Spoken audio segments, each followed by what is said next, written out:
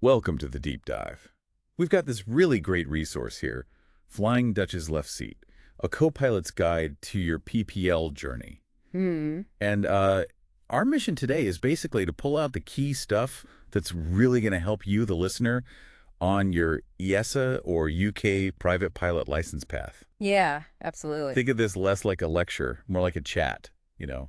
Yeah. Like we're in the crew room going over the important bits, Yeah. especially for those big moments. Like the first solo, yeah, or waiting through the theory exams. Exactly. Right. Or just, trying not to make those common mistakes. Yeah. Everyone seems to hit at some point. And Flying Dutch, the author, has this really approachable way of writing. It feels like you're getting advice from someone who's actually been there, who gets what you're going through. Totally. So should we dive into the mental game first, that whole prep for the first solo flight? Let's do it. It's a huge step, obviously. And it's totally normal to feel that mix of excitement and nerves. Big time. Right. That first time holding the controls all by yourself. It's something else.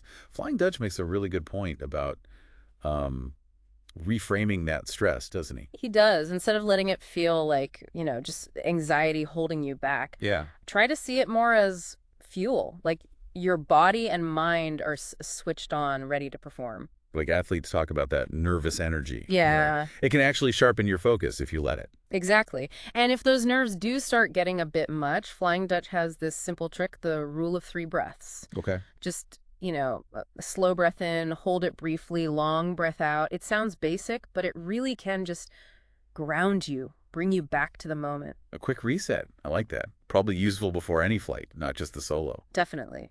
And to build that sort of underlying confidence, Flying Dutch suggests keeping a wins log. Oh, yeah. What's that? After each lesson, just quickly jot down a couple of things you felt went well. Creates a positive feedback loop, reminds you you're actually making progress. That makes sense. Oh. We tend to focus on the mistakes, don't we? We do, which is needed, obviously. But you need to bank those successes, too. Builds belief. And speaking of building confidence through prep, there's a story in the book, right, about this student pilot, Laura. Yeah, anxious about briefings. Right. And she just practiced them out loud. Yeah. Over and over. And it worked. It really shows how just actively working through the steps, even mentally, can cut down that anxiety. It's like chair flying, but for the whole flight process. Mm. Flying Dutch actually suggests a kind of mental pre-flight checklist for every flight. Oh, okay. Like what? Things like taking those deep breaths we mentioned, quickly saying out loud what the lesson's about, visualizing tricky bits, Right. reminding yourself it's about progress, not perfection right away, and remembering past wins from that log. That's a neat little routine. Gets your head straight before you even start the engine. Yeah. And then when that actual first solo day comes, Flying Dutch talks about creating a focus bubble. Blocking out distractions. Because there will be distractions. Absolutely. Yeah. And then there are the radio calls. They can feel like such a hurdle on that first solo. Definitely intimidating. But Flying Dutch breaks them down really simply. Like for taxiing, just a basic request for circuits, maybe mentioning it's your first solo so ATC knows. Good tip. Then lining up just ready for departure, call sign, runway, circuits. Nice and clear. Keep it concise. Same for downwind, same for final. Just the key info. Exactly. No need for long speeches. And Flying Dutch also mentions something you might notice physically. Oh, yeah. The aircraft might feel a bit lighter, maybe accelerates faster, climbs a bit quicker without the instructor's weight. Ah, right.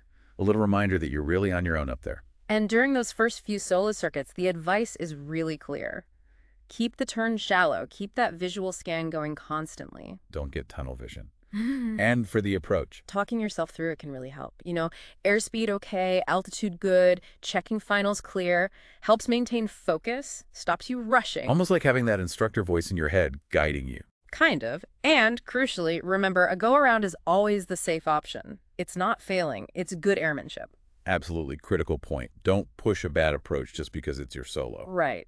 But when you do nail that landing, Flying Dutch describes it as just, unforgettable. Unique. I bet. Okay, let's shift gears. The other big stressor, PPL theory. Ugh, yes. The ground school mountain. So much information, right? It's easy to feel swamped. Totally. But Flying Dutch really hammers home that this isn't just about passing exams. No, it's foundational. It's what builds your confidence, keeps you safe in the air. It's the why behind what you do in the cockpit. It connects everything. I like the idea of chair flying for the brain that Flying Dutch mentions for studying theory. Yeah, mentally walking through concepts, not just reading them. making it active. And creating a study schedule, like a flight plan, with buffer time built in. That sounds sensible. Definitely. Treat it like a project.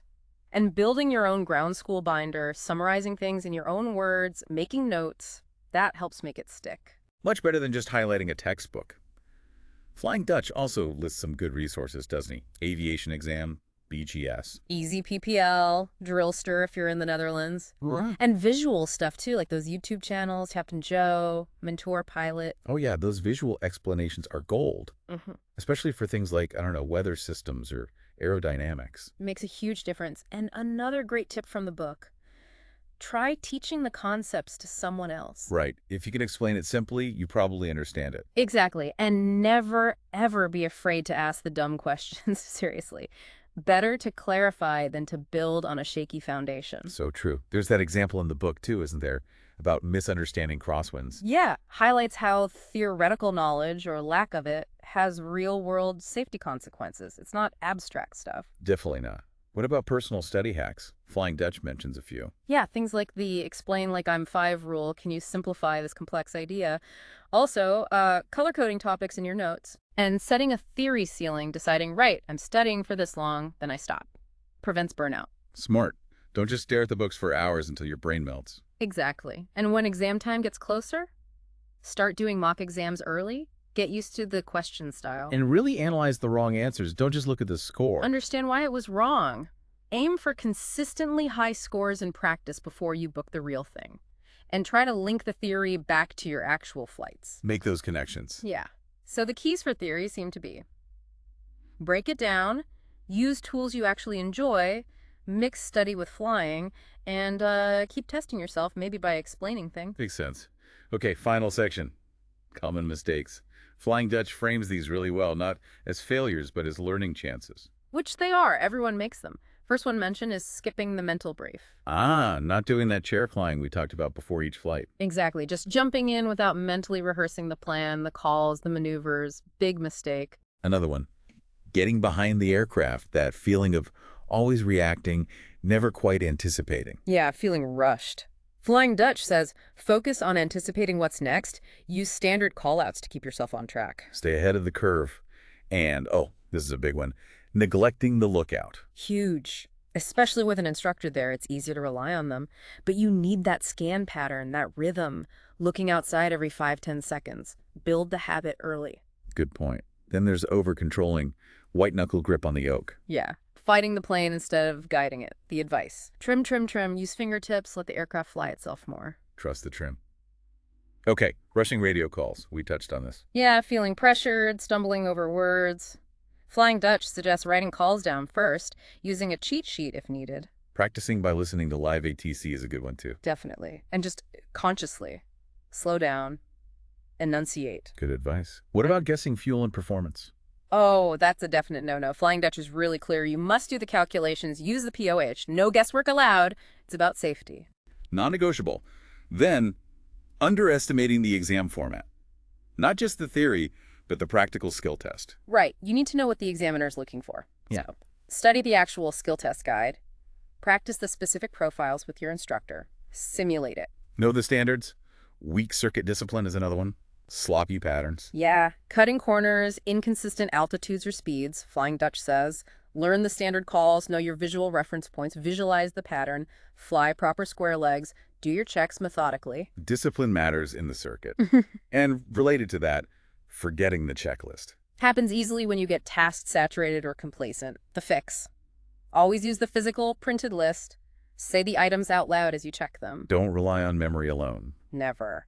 And the final point, maybe the most important professionalism-wise, flying when you shouldn't. Pushing limits, right. Bad weather, feeling sick or tired, stressed out. Exactly. Flying Dutch stresses that making the call to say not today isn't weakness, it's professionalism. It's good airmanship. Knowing your own limits and the aircraft's limits. Precisely.